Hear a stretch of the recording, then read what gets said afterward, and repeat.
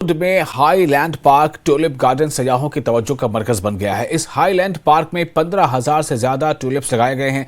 अभी तक वक्त की कोई पाबंदी नहीं है और लोगों से कोई फीस भी नहीं ली जा रही है। इस पार्क को महकमे फ्लोरिकल्चर ने कायम किया है। ये पार्क अब 5 मुख्तलिफ रंगों के ट्यूलिप्स का घर है। खुद में ट्यूलिप बाग की वजह से मकामी कारोबार और रोजगार में इजाफा हो रहा है।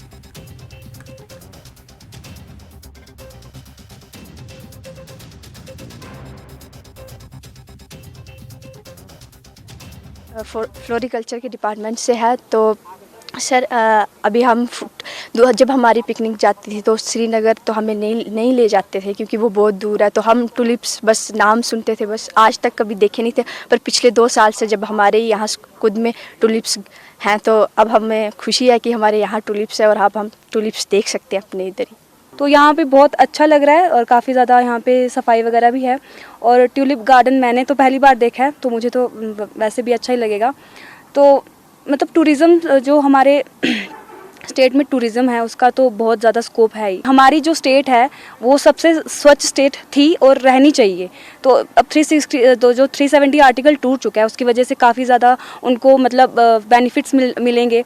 तो उस वजह से वो बस गंदगी ना फैलाए, उससे ज़्यादा और हम कुछ नहीं कहना चाहेंगे। तो यहाँ पर जो भी लोग आते हैं तो ये प्रवेश द्वार हमारा खुद है यहाँ पर। तो खुद में जो ये साथ में ही हाई सेकेंडरी स्कूल के यहाँ पर पार्क बना हुआ है। इस पार्क में जो सैलानी बहुत आते हैं यहाँ पर।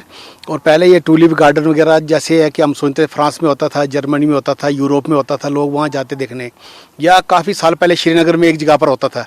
तो आज जो है फ्लोरिकल्चर डिपार्टमेंट ने बहुत मेहनत की है और उन्होंने यहाँ पर खुद में फ्लोरिकल्चर ये के फूल के ये ट्यूलिप का गार्डन डेवलप किया हुआ है। इसके साथ सन्नासर में डेवलप किया हुआ है।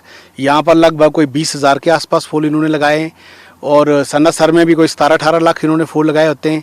तो ये बहुत ही ज़्यादा इस एरिया को इन्होंने आकर्षक बनाया है, डेवलप